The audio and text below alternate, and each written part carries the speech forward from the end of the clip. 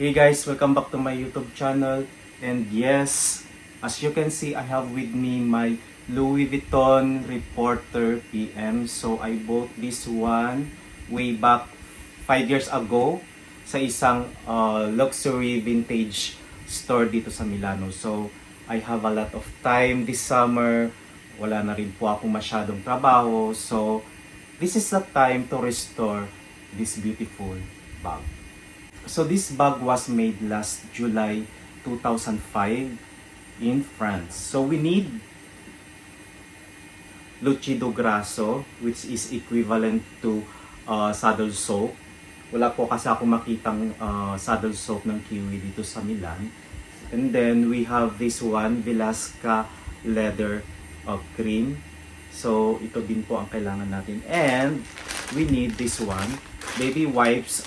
This is 100 water po siya, without alcohol and any chemicals na nakakasira po sa ating bag. So let's do it. So first na ating gagawin ay i-wipes natin or lilinisan po natin ang leather ng ating bag, and at the same time linisan na din po natin ang kanyang canvas.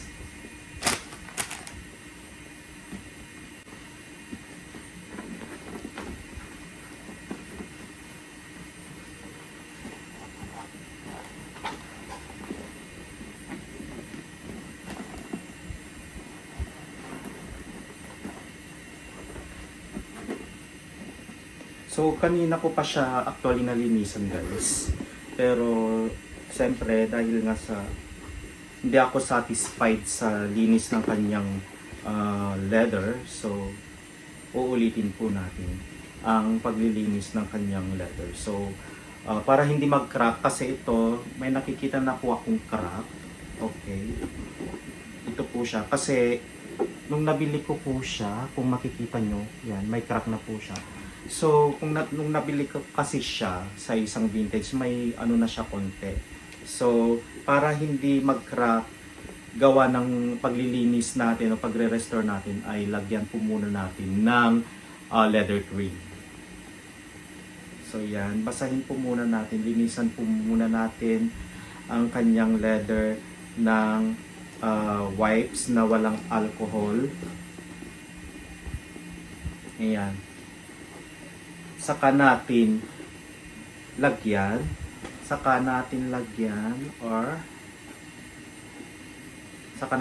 ng ng cream, ng leather cream. Yan.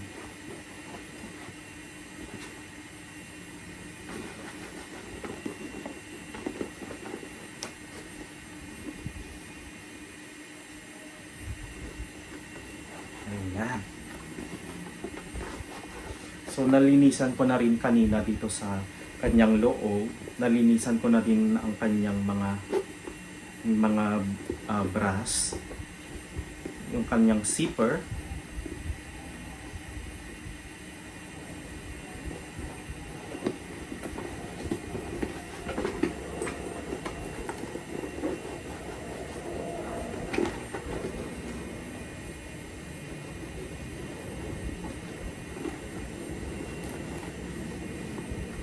So actually, ito ay napangalagaan ng Iggy ito kasi hindi masyadong nasira yung kanyang leather. So pag Louis Vuitton kasi guys, talagang napakaganda ang kanilang leather, yung patina na tinatawag nila. So ito, kapag nalinis ng Iggy to guys, ang ganda ng pagkakapatina ng kanyang leather. So ayan.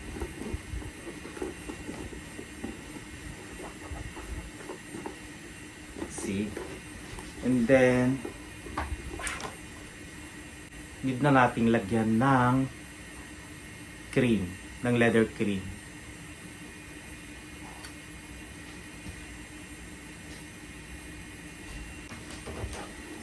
So lagyan na po natin ng leather cream.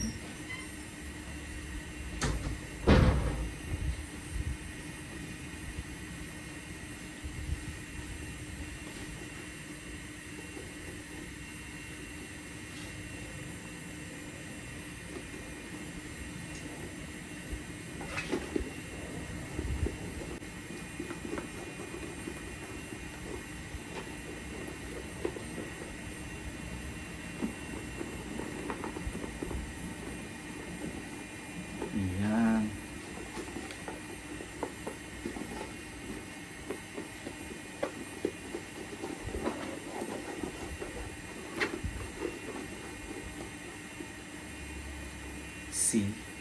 Kapag nga ano to, kapag nag-dry na po to, napakaganda.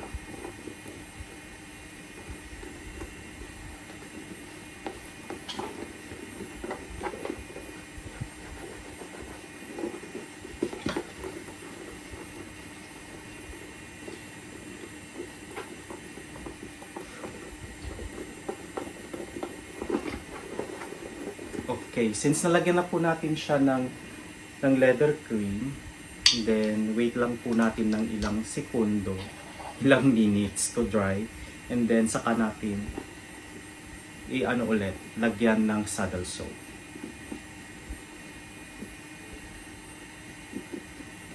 Ayan. See you later. So, after 30 minutes, yan, linisan ulit po natin wipes. So ngayon, lalagyan na po natin ng saddle soap dito sa kanyang leather. So ipapakita ko po later. So this is now the outcome.